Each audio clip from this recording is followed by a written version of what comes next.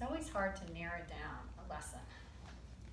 I always have those little moments where it feels exciting and then it has slight panic because there's so many lessons out there. So I started last night thinking on it and then worked deeper this morning.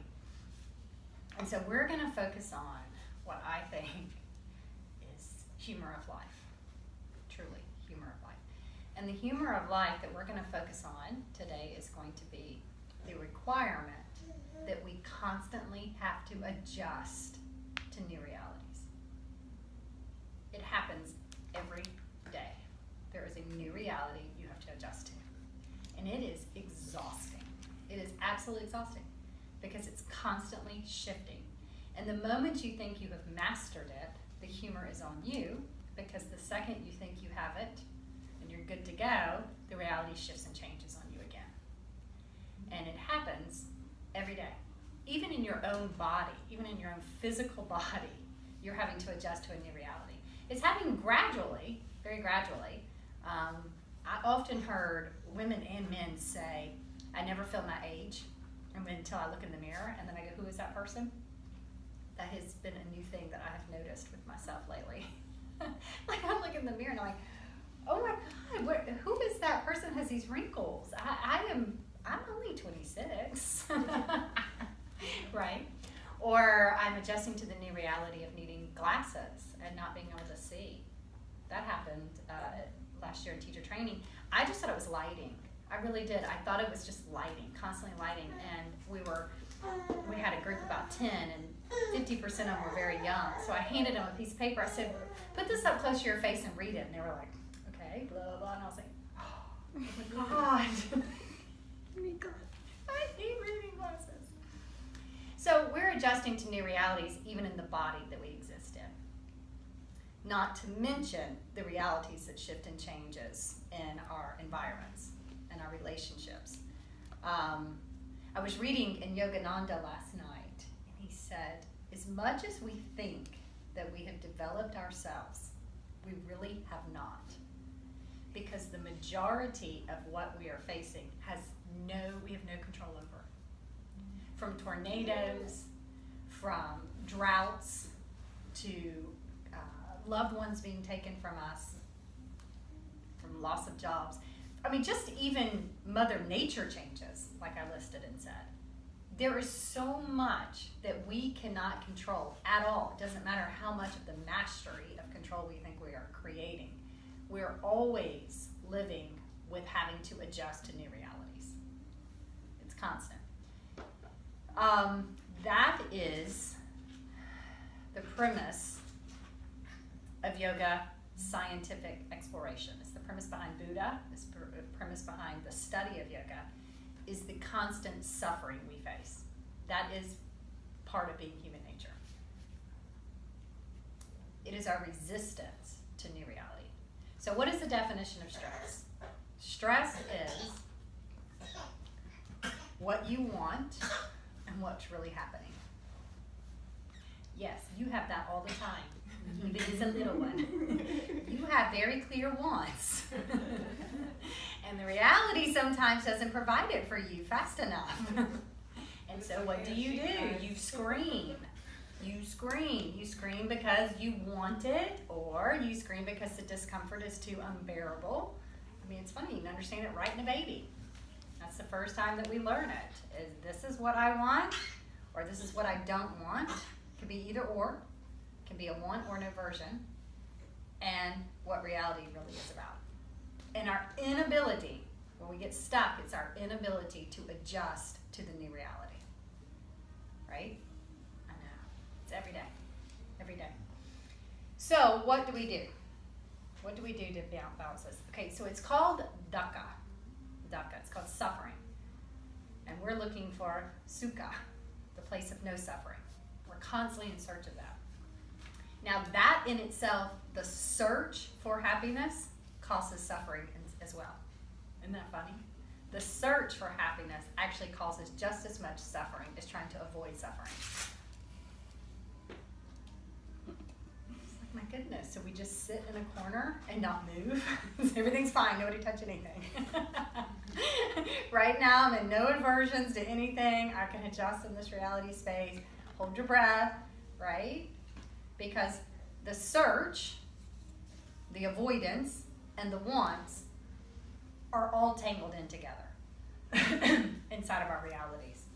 So I'm reading from Stephen Coates' book. It says that, sums up suffering. I want it to be like it was the other day, last week, last year.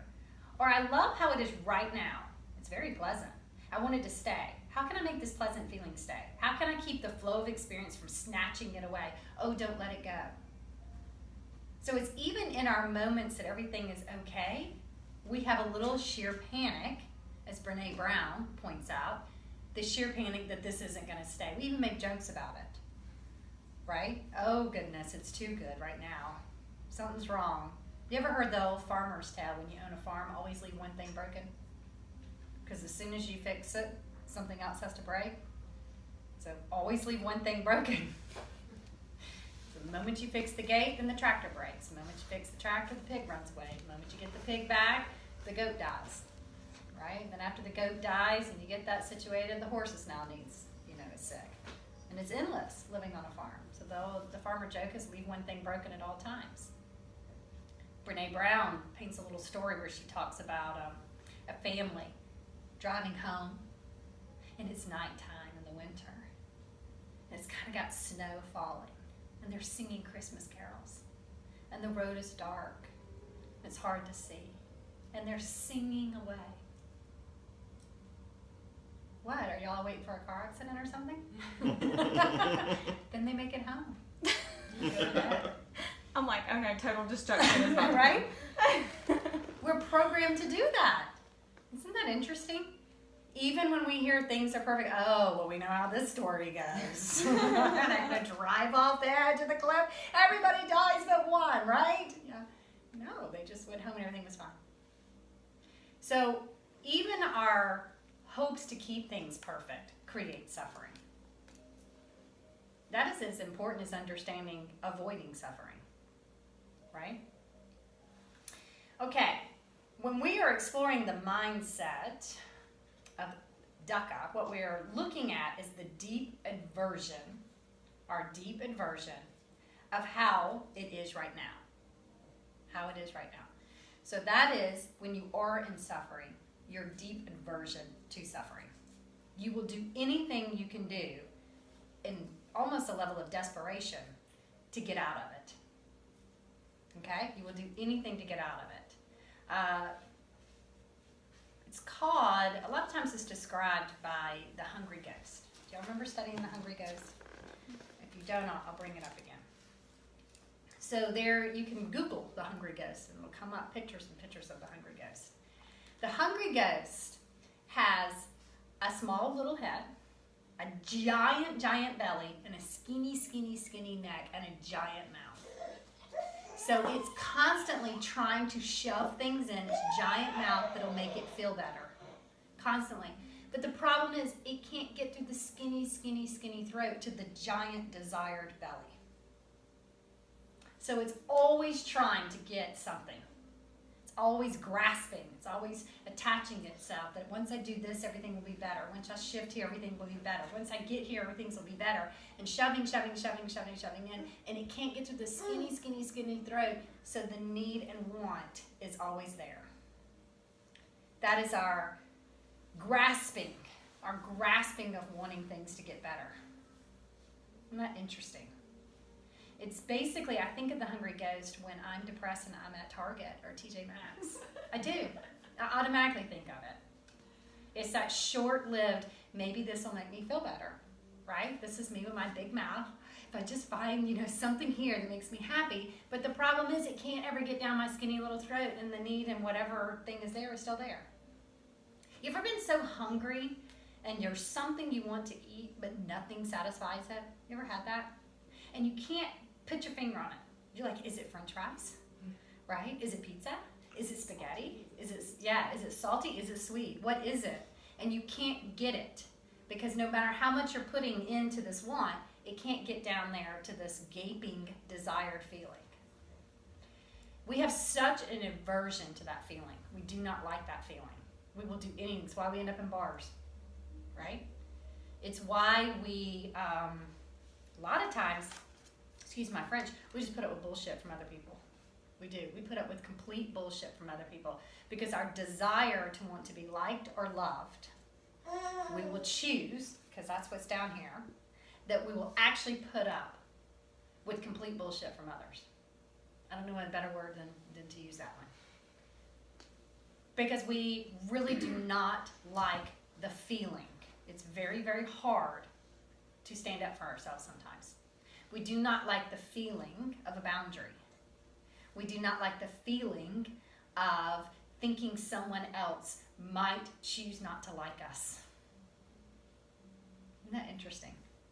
So we'll just do what we got to do because that aversion feeling, we will do anything to try to avoid. Because we don't want to accept that reality. Crazy, right? Think about it. It's very easy when you think about something extreme. An abusive relationship. An abusive relationship has a reality, doesn't it? A very clear reality. But people choose all the time to remain in delusion because that reality is too overwhelming to face. That reality means I'm going to have to do something. That even means I might need therapy. I might need help. Why did I put up with it so much? Why did nothing satisfy this gaping need? So part of it is we live in the land of delusion. And sometimes we prefer delusion because the reality is I don't want to accept it. I absolutely do not want to accept it. I want to resist it or I want to be in delusion. Think about a little child that covers their eyes and says, you can't see me. That's sometimes what we do with aversions.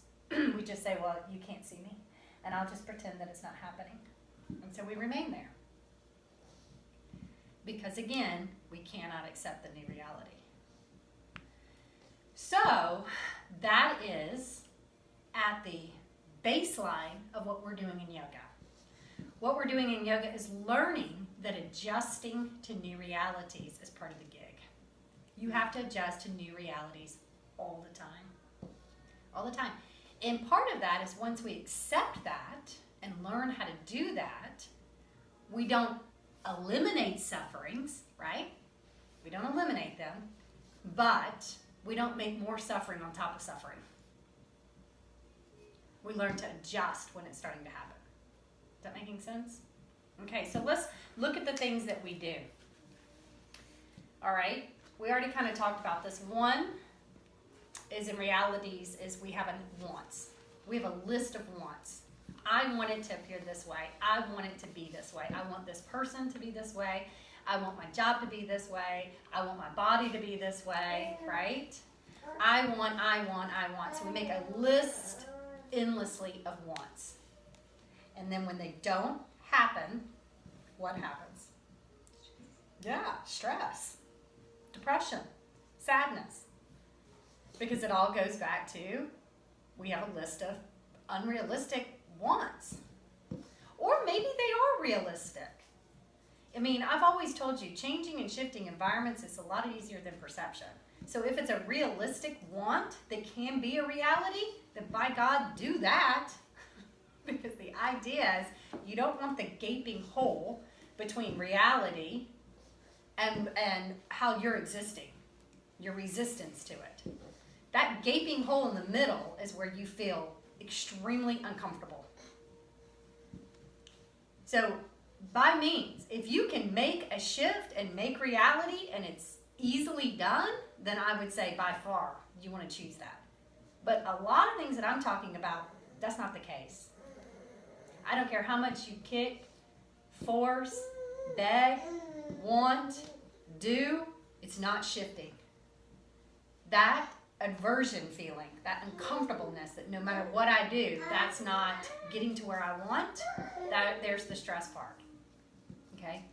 You know, I was reading, again, the Yogananda, and it was talking about fears. I was reading all about fears.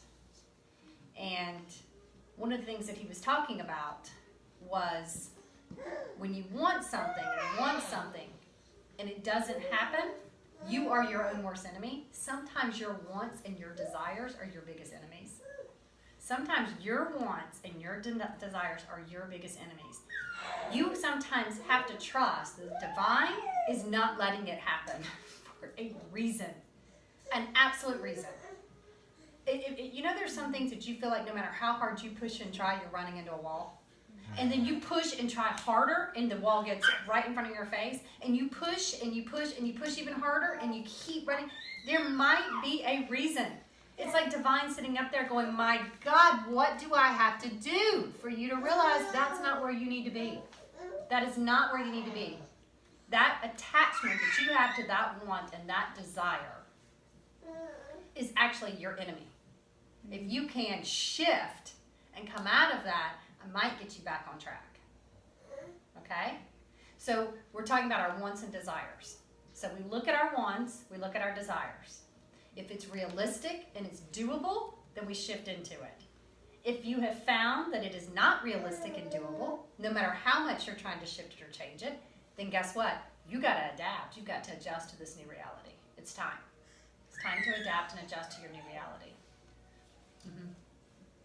Okay, so that's your wants. The next one is your aversions. That's when you dig in and say, whoa, whoa, whoa, whoa, stop. I don't like this.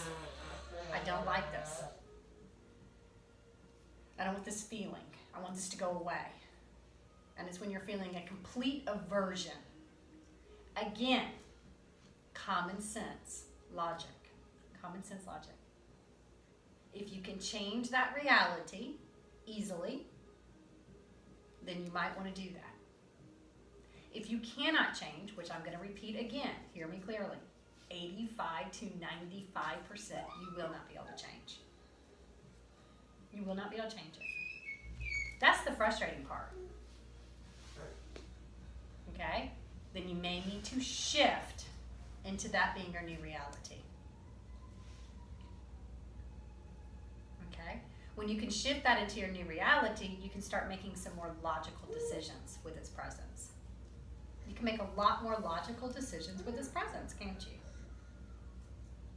It's the wishing, it should be, I want it to be, it shouldn't be like this, all of those. There's a famous song, I thought it was Barbra Streisand, but it's not. I think it's Chris Christopherson, but don't quote me all the way. I know it's out there though, but it's the should-be's, lay on the floor until we sweep them away. Always love that, right? Because we have so many of those. We have them in our relationships. We have them in our environments. It shouldn't be this hard. It should be this way. Sometimes you're just going to need those to fall on the floor and sweep those away, because the should-be's and shouldn't-be's are not fruitful for you. There's nothing you can do with those, right? And then the last one is I've already kind of hinted at is delusion. Delusion. That is when you literally are denying the present moment. You're camping out. You're hiding out. You're covering your eyes. Right? Delusion is very dangerous. Delusion is actually worse than wants and aversions, because delusion will cause the infection to grow. Delusion will make it worse and worse and worse. And before you know it, you have to completely adapt to your delusion. Go back to the abusive relationship. If you're in delusion of an abusive relationship, you're going to have to adapt to the delusion that you've created about the abusive relationship. That's even harder than just admitting you're in an abusive relationship. Now you have to adapt to the lies that you tell, to yourself and to others. You're going to have to adapt to the dynamic of the relationship, including the lies. So you're dealing with the abuse and the delusion and keeping them both up. Wow. Wow. And the funny part is when we think of something very drastic, we go, wow, why would anybody do that? We do this. Everybody sitting in this room does this. It may not be something as abusive as abuse, physically being punched in the face. Sometimes I think that's easier to deal with. It's so much more apparent. Wow, somebody hit me. This is crazy. I need to fix this, right? Most of the things that we're dealing with is a little bit more subtle. Like I said, aging. You kind of sneaks in and it's happening subtle, subtle, subtle, subtle. And then before you know it, you're feeling yourself so unbelievably stressed. So you have to ask yourself, what's happening? What am I in resistance to in reality? What am I in resistance to? What am I in delusion with? What do I have an aversion to? Or what is it that I want that's not happening? Even those self-prescribed questions helps you, because it helps you start to say, okay, there's a shift that has to take place. And in this shift, I have to accept and adjust to the new reality. Right? And they never stop. They never stop. All right. So we've talked about the should-be's, distorting, uncomfortableness. Here's the most dangerous things that happens when we are not adjusting to our new realities. The most dangerous thing is that it creates a separation. It creates a separation. And there is a list of what that can mean. It can create a separation to what should be. I just used the word that you're not supposed to use. Should be. What is necessary to happen in your destiny plan. You're creating a separation from allowing a new blessing, a new opportunity, a new possibility. So anytime we get locked in that gray space, it creates a separation. It also creates a separation of not allowing growth. It doesn't allow you to get strength, patience. How do you know you have strength if you haven't had a difficult thing to exert, that you have strength? How do you know you have patience if you haven't been time to have to endure it? So you don't want to be separated from the growth that this is going to create. You don't want to be separated from new dreams, new possibilities. So the resistance of holding on so unbelievably tight to something, meaning I don't want it to change, or holding on to it, like as Yogananda said, your worst enemy. Here's my dream, I want this to be my dream, why won't this happen? That grasping, that tightness to something is creating a profound separation from the light on the other side. Isn't it crazy? Absolutely crazy. Oftentimes, my sister is one who reminds me of this all the time. And I've always shared this multiple times. I was married for 19 years. And I was holding on to that marriage with everything I had. Like, everything I had. I want this is the way I want it. This is what I want to do. And I was creating a profound separation from something that could be so much more light, so much more easier, and so much better, of new characters that needed to be written into my life. But I couldn't see that at the time.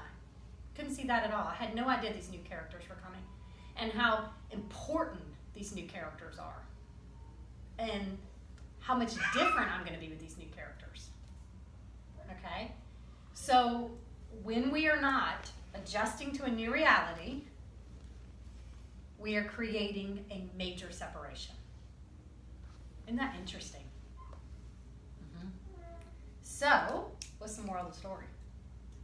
Adjust to your new reality, no matter what it is. You'd be amazed at what you learn in the adjusting to the new reality. I mean, Carolina has just had ankle surgery, and the first 2 weeks she had to adjust to crutches. Unbelievable amount of crutches, time on the crutches, right? And in that, we learned a lot. I mean, I really did. I realized how much I need to get involved in the American Disabilities Act. I really do, because taking her places on the wheelchairs, I had no idea the amount of places that are not wheelchair accessible. That is, with no effort. Like, not even trying to be wheelchair accessible. Like, not even caring that they're not wheelchair accessible. But that new adjustment to her new reality created, I had lived in a separation from something that I never even knew I needed to be involved in, right? And now we've adjusted to a new thing. Now she's in a walking boot. And the body has to adjust to this, right? But if she resisted this, and she resisted this healing approach, and said, I don't want this, I have an aversion to this is bad, right? I mean, I guess I'd have to beat her. No. I'm teasing. You're being bratty. No, I'm just teasing. But she can't. She can't. She can't resist this new adjustment to reality. You have to shift with it. Right? And through that process, you heal. Okay, good. So, here's one thing I want to talk about because all that seems very heavy. That seems very, very heavy, and it seems like, my gosh, this life kind of sucks. And it is. It is. It is. It's very challenging. It's why we have our sages. It's why we have our gurus. It's why we have the spiritual guidance system. It's because no one has ever told you that here on life, the experiences are not going to be consistently shifting. It's going to be consistently shifting. But here's what I want to offer on the flip side. Yes, you will constantly have to adjust to new realities every day. But on this side that's bright and pretty, you never, ever have to adjust to your soul. It doesn't change. The Bhagavad Gita has a beautiful little stanza in there about how your soul can never be stabbed, burned, drowned, hurt. It never has to adjust because it does not experience discomfort. You don't have to adjust anything to be in Divine's presence. It's already there. You don't even have to adjust to happiness. It's already part of your true nature. Savatic, contentment, it's already within you. Everything you need is already there, and you don't even have to adjust to receive it. All you have to do is receive it. That's the point of meditation. So if you sprinkle in your day moments of meditation or a yoga practice that's done accurately, right? Not just through asanas, that invites you to close your eyes and to just be inside of divine space, you realize everything's fine there. Everything's fine there. There's love there. There's compassion there. Everything's okay there. You don't have to adjust. You don't have to accept. You don't have to know. Everything's fine. It's that place that you feel faith. It's that place that you go, it's going to be okay. I don't feel separated anymore. It's all going to work out. It's going to be part of my story. It's going to be a new paragraph. It's going to have new characters. It's going to have new blessings. I'm going to be okay. I can turn this page. Everything's okay. It's just a journey. It's just a new experience. It's just a new chapter. Hell, it might even be a new book. With all new, brand new characters written in. Sequel 3, right? But you have to get yourself into the place that doesn't change to be reminded of that. And that happens meditation. Quiet meditation connecting to divine. I love to camp out in that place because sometimes the adjusting to new realities is exhausting. I will tell you, I'm there with you. I'm doing this human journey right alongside of you. And day after day, adjusting to new realities can become overwhelming. It really can. But where you get swallowed is when you forget to check into the place that doesn't need to be adjusted. Your character, your goodness, your love. That's where you refuel. That's where you bathe in the faith. That's where you bathe in the reassurance. That's where you're able to witness down to these shifting experiences and you don't get so lost in them. You go, this is just a moment in time. And then there'll be a new moment and a new moment. You know, we have baby to the left, 16-year-old to the right? Still children. But look at how much we've had to adjust. Isn't that interesting? And just 15 years ago, she was that size. Look at how much adjustment she's done in 15 years. I think it's mind-boggling to look at young. I think it's mind-boggling to watch baby to about 15. I mean, because she's going to probably stop shifting and adjusting at this point. But it was rapid. I mean, it's like, look at how much happens in that time span. Can you believe in that blink of 15 years you're going to look like that? And drive a car? She's like, No. I mean, it's going to be crazy how much you change in just such a short blink of a time. And how much adjusting has to take place. Right? So we know that's part of life. Because we can sit here and see it with our eyes. Like we don't have to talk about something philosophical up in the air on the clouds. I know! It's so fun. Yeah. Yeah. So what we have to allow ourselves to do is to bathe in the place that doesn't need us to adjust. That's where we refuel, that's where we get better. Okay, that's the lesson today. Easy now. You can just do that, right? Today.